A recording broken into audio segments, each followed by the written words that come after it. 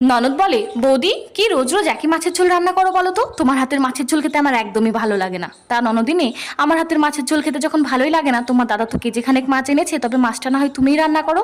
না না বৌদি, মায়ের বাড়ি দুদিন বেড়াতে এসে আমি রান্না বান্না করতে পারবো না। তুমি যখন মায়ের বাড়ি যাও তখন কি রান্না করে খাও?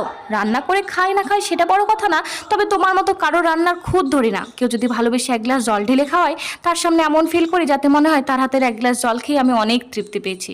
রান্না বান্না তো ছেড়েই দিলাম। তা যাও, তুমি গিয়ে স্নান ধ্যান যা করবে করো। দেখছি যদি তোমার রুচির মতো মাছ রান্না করতে পারি তবে না হয় খেতে ডাকবো, না ডাকলে ভাবে রান্না ভালো হয়নি, ডাল দিয়ে না হয় খেয়ে নিও। ননদ যখন এভাবে বললোই, তাহলে আজ সত্যি একঘেয়েমি মাছের ঝোল রান্না না করে একটু আলাদাভাবেই চেষ্টা করি। সম্পূর্ণ নতুন পদ্ধতিতে মাছটিকে বেশ সুন্দর করে রান্না করে ঢেকে রেখে চলে আসি ঘরে। প্রায় দুপুর 2টো বাজতে চলেছে, তখন দেখি ননদ এসে ডাকে, ও বৌদি ভাত দেবে না? না গো, মাছের ঝোলটা আজ এত বাজে রান্না হয়েছে যে বাড়ির সবাই দুবেলার মাছ একবারেই খেয়ে নিয়েছে, তোমার জন্য এক পিসও বাদ রাখেনি।